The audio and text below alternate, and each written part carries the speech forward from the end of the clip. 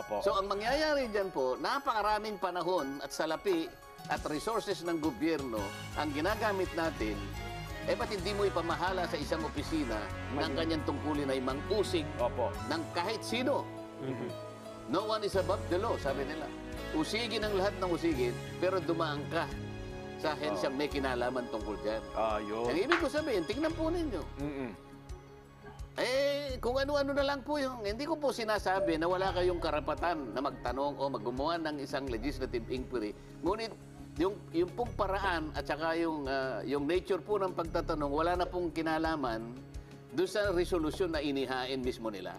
Kung alimbawa po, yung mayor ng Bamban may kasalanan talaga, as established by initial evidence, di ba? Opo. Ay, kinakailangan po dali na po nyo sa piskalya. Yan.